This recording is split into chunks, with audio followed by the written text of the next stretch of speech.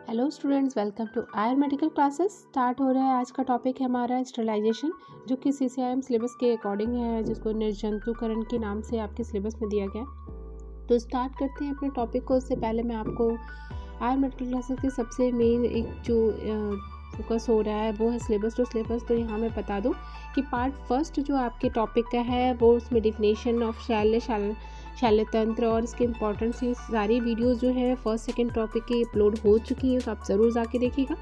आज का जो टॉपिक है निर्जंतुकरण यानी स्टरलाइजेशन, जिसमें हम मेथड्स और टाइप और कुछ रोल इन सर्जिकल प्रैक्टिस देखेंगे। तो मेन मोटिव यहाँ पे बेसिक सर्जिकल डिसिप्लिन को है वो मेंटेन करते हैं, सेप्सिस को कैसे करते हैं, इन सब चीज़ों को लेकर चलते हैं। तो स्टार्ट करते हैं अपना टॉपिक।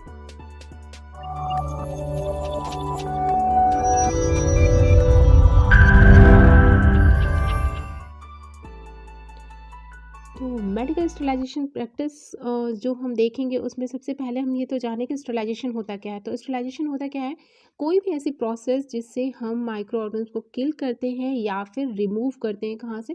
क्योंकि हम यहाँ सर्जिकल पार्ट्स को देख रहे हैं, तो जो भी इंस्ट्रूमेंट हम यूज़ कर रहे हैं या जो भी सराउंडिंग जो एरिया यूज़ कर रहे हैं हॉस्पिटलाइजेशन के पास के जो बेड्स हैं, शीट्स हैं, और जो भी आप प्रैक्टिस के लिए ऑब्जेक्ट्स यूज़ करते हैं उनको, उन इंस्ट्रूमेंट्स को क्लीन करने के लिए। तो to any process that filling an articles from pathogens by removing या killing micro organs like that bacteria, spores, fungi, any virus. ठीक है, तो समथिंग यहाँ पे हम क्या करते हैं उसी को जानते हैं। इस पूरे स्टरलाइजेशन में कुछ ऐसी भी प्रोसेस हैं जिनकी टर्म्स हम यूज़ कर रहे हैं, तो वो प्रोसेस टर्म्स जो हैं उनको जानना बहुत ज़रूरी है। तो हम चलते हैं उन टर्म पे। तो पहला है डिसइंफेक्शन। क्या होता है? What is disinfection? तो जो हम सेल बैक्टीरियाज के सेल्स को, फंगस को, वायरस को जो रिमूव करते हैं एज अ डिसइंफेक्शन, जैसे घर में हम क्लीनिंग भी करते हैं, वो भी डिसइंफेक्शन के ही एक प्रोसेस है।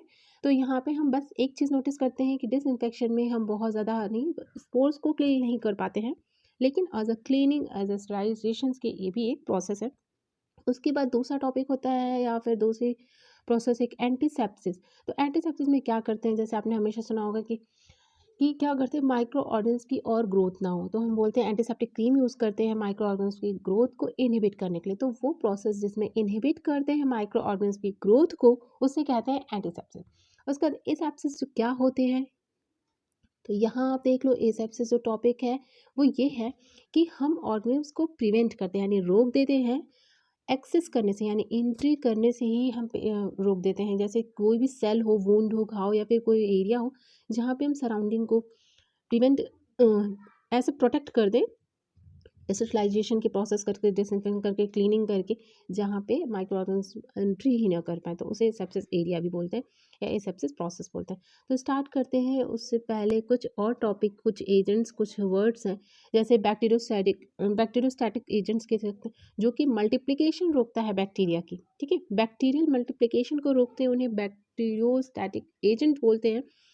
ये इसमें प्रिवेंट कर देता है बैक्टीरिया की ग्रोथ को, बैक्टीरिया की मल्टीप्लिकेशन को, नंबर्स उनके नहीं बढ़ते हैं और उनको स्टॉप करता है उनकी कॉलोनी को। उसके बाद क्लीनिंग है। क्लीनिंग आप रिमूव है, जैसे सॉइल्स को, डस्ट को, या कोई भी किसी चीज़ को क्लीन करते हैं, वो भी एक स्टरलाइजेशन के ही स्टेप्स हैं। डिकंटामिनेशन क्या होता है? जब हम कोई भी कंटामिनेशन, संक्रमण हो रहा है, उसको रोकने के लिए जो करते हैं, उस एरिया को फ्री करते हैं कंटामिनेशन को, उसे कहते हैं डिकंटामिनेशन। जैसे यहाँ पे माइक्रो और केमिकल्स और रेडियो एक्टिव्स कुछ भी जो हमें हार्म करते हैं, उन एजेंट्स को दूर कर दें। तो डिकंटामिनेशन भी एक प्रोसेस बोली जाती है।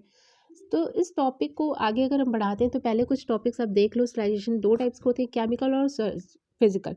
इसके बाद रेडियो, जो हम रेडिएशन यूज़ करते हैं या फिर फ्यूमिगेशन यूज़ करते हैं, उसको बताने से पहले अपने माइंड को मेकअप करो कि जब हम मेथड कौन कौन से, जैसे सबसे ज़्यादा हमारे टॉपिक में पूछे जाने वाला एग्जामिनेशंस का टॉपिक है autoclave, formaldehyde, hot air oven है, या रेडिएशंस क्या होते हैं, केमिकल एजेंट्स क्या होते हैं, जिसमें ग्लूटाल्डिहाइड बहुत फेमस है, फिनॉल या स्पिरिट्स या स्टोर।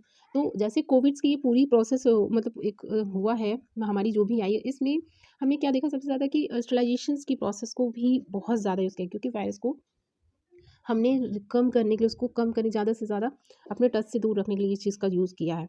तो यहाँ पे कुछ मेथड्स हैं जो बहुत ज़्यादा फेमस हैं, बहुत ज़्यादा पूछी जाती हैं। कौन किसकी सिरिंज को कैसे करोगे, कैसे डिस्पोजल आर्टिकल्स को करते हैं, शार्प इंस्ट्रूमेंट्स को कैसे करते हैं, क्लीनिंग कैसे करते हैं, और एप्लीकेंट्स जो यूज़ करते हैं वो सर्जिकल इंस्ट्रूमेंट्स को, उनको और पूरा ऑपरेशन थिएटर्स कैसे क्लीन, इसी सब की प्रोसेस को जानने के लिए ये हमारे सिलेबस में इंक्लूड है। तो CCIM सिलेबस का ये जो टॉपिक है इसी वजह से इंक्लूडेड है, तो ये ज़रूर सुनना। तो स्टार्ट करो अब अपने आंसर को देने के लिए कि कैसे हमें आंसर शुरू करना है।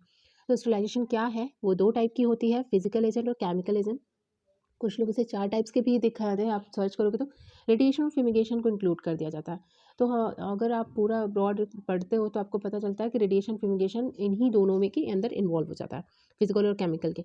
तो फिजिकल क्या है और केमिकल क्या है, इसको शुरू करने से पहले मैं बता दूँ, रेडिएशंस पूछा गया है, फ्यूमिगेशंस पूछा गया है, ऑटोक्लेव पूछा गया है, बहुत ज़्यादा इंपॉर्टेंट है, प्लीज़ नोट कर लेना अपना ये टॉपिक।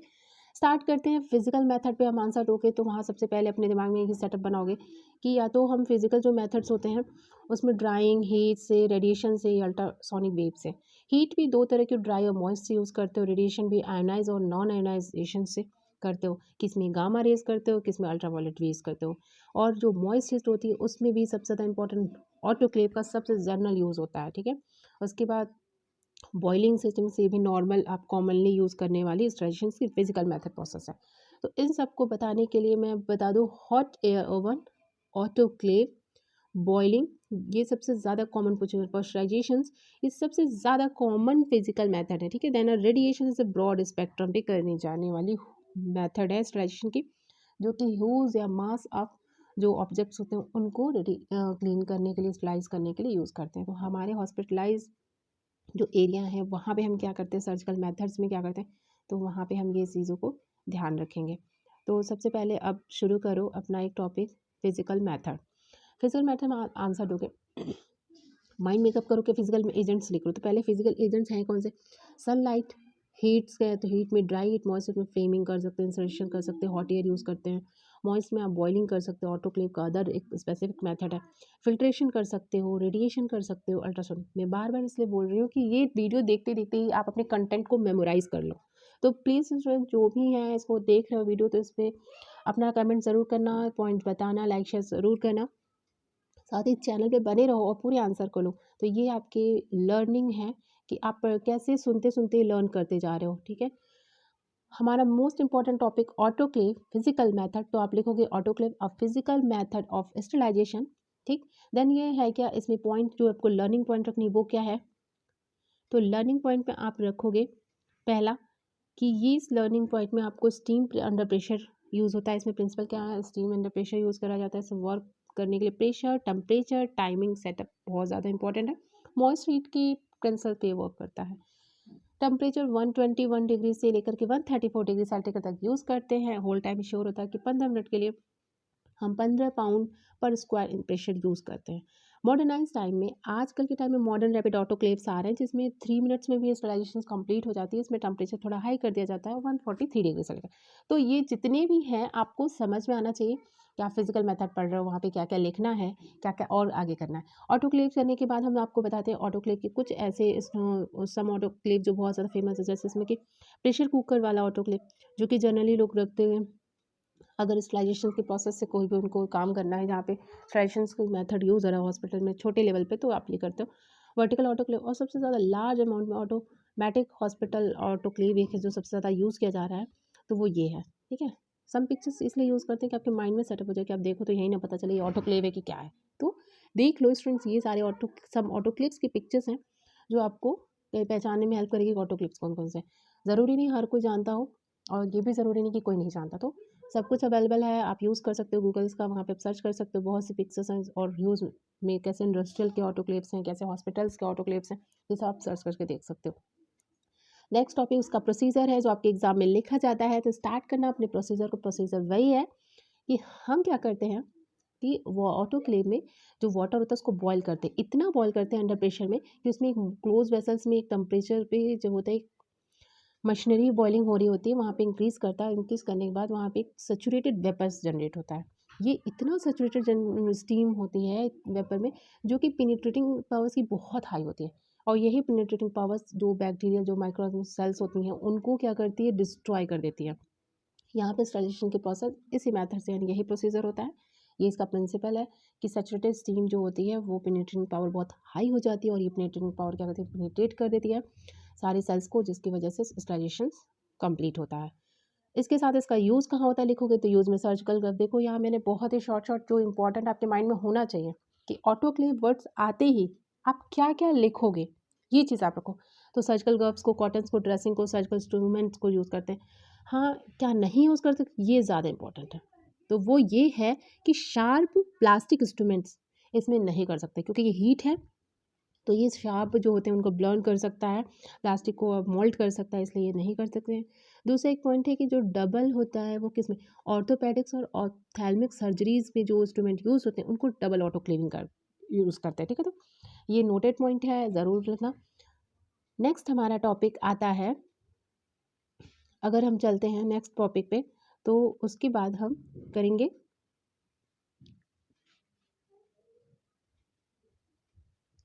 Hot air oven. तो हॉट एयर ओवन को लिखने से पहले स्टार्ट करोगे, पहले टेम्परेचर क्या है, यूज़ क्या है, इसको एडवांटेज कहते हैं, डिसएडवांटेज। तो ये 3 पॉइंट आपको पता होने चाहिए। हॉट एयर ओवन क्या है, फिजिकल मेथड की जो इंस्ट्रूमेंट यूज़ करा है, हॉट एयर ओवन है, हॉट है, एयर है, तो एयर का यूज़ करा है, इसमें मॉइस्ट की कंडीशन नहीं है। यूज़ करने के लिए इसमें टेम्परेचर 160 से 180 डिग्री सेंटीग्रेड तक 1 घंटे का टाइमिंग सेटअप है यहाँ पे।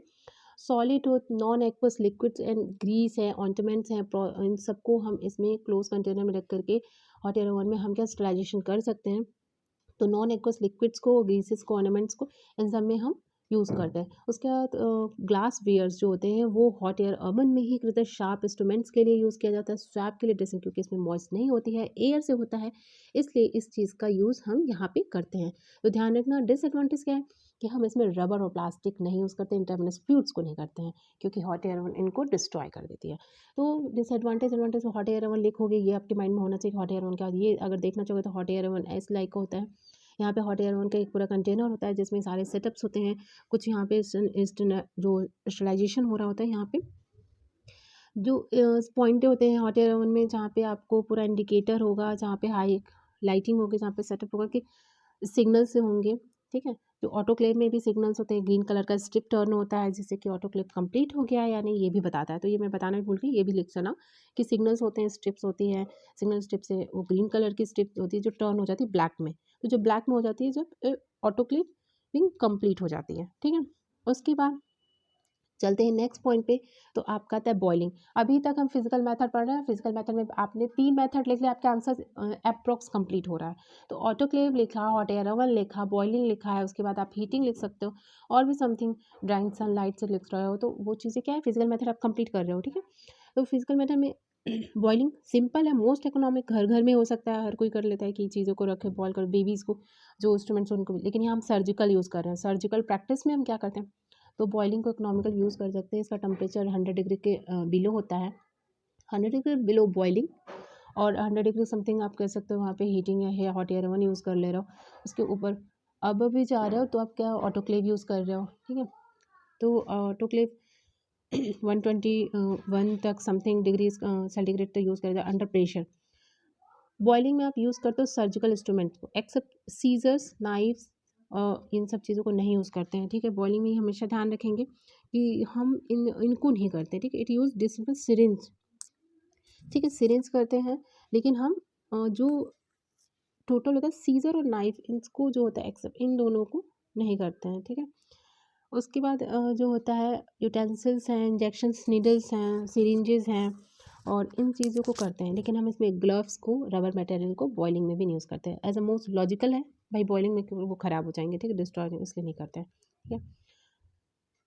अब आता है रेडिएशन। देखो साइड थोड़ी सी लंबी है, लेकिन आपका टॉपिक भी ब्रॉड है। स्टरलाइजेशन मोस्ट इंपॉर्टेंट है, बहुत ज़्यादा 5 से 10 नंबर में पूछा जाने वाला क्वेश्चन है, जैसे आप 8 नंबर में भी पूछा गया क्वेश्चन है, तो स्टरलाइजेशन पूछा गया। तो रेडिएशन भी 5 नंबर में पूछा गया, तो रेडिएशन लिखोगे क्या। रेडिएशन 2 टाइप्स के हैं, नॉन आयनाइजिंग और आयनाइजिंग।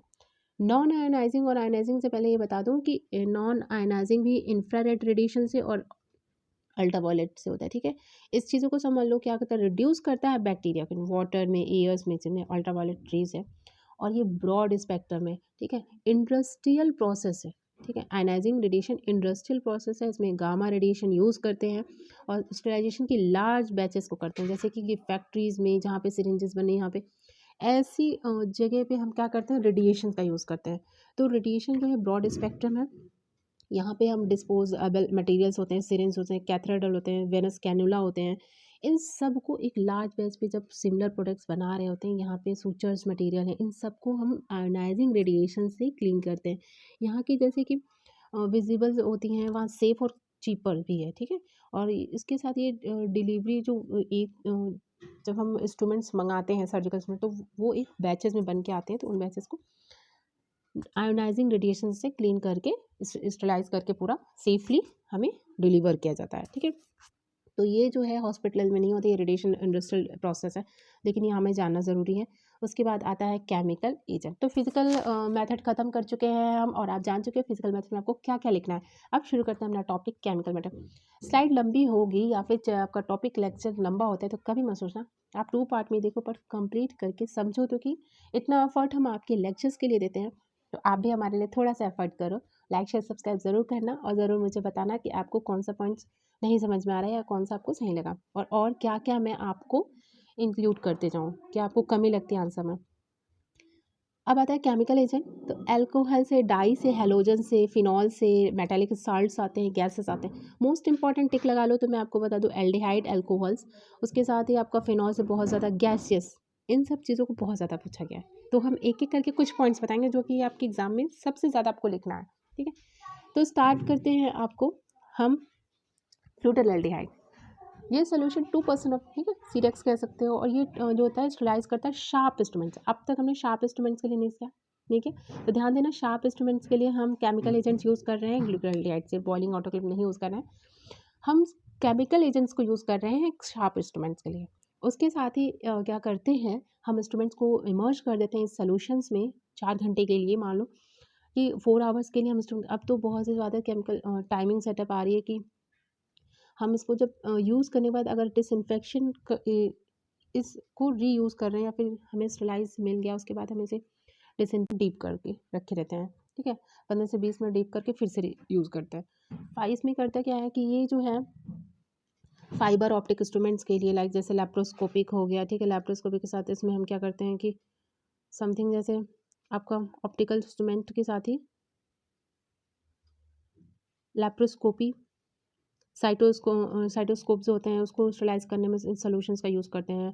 उसके बाद जो भी आपका, जब हम हैंड इंस्ट्रूमेंट्स, लैप्रोस्कोपी के हैंड इंस्ट्रूमेंट होते हैं, जैसे लैप्रोस्कोप, उसको यूज़ कर रहे हैं, तो उसको स्टरलाइज करने के लिए ये सॉल्यूशन यूज़ करते हैं। ग्लूटाल्डिहाइड सॉल्यूशन बहुत ज़्यादा इंपॉर्टेंट है। इसके साथ ही हम चलते हैं, ये जो है आता है हाइड्रोजन पेरोक्साइड, लाइसॉल हो गया, 70% अल्कोहल हो गया, नोट डाउन कर लो, फिनॉल है, क्रिसॉल है, क्लॉक जो आपका किटमाइड होता है, सेवलॉन होता है। हैलोजेंस में अब जैसे ब्लीचिंग पाउडर है, सोडियम हाइड्रोक्लोराइड है, इसॉल होता है।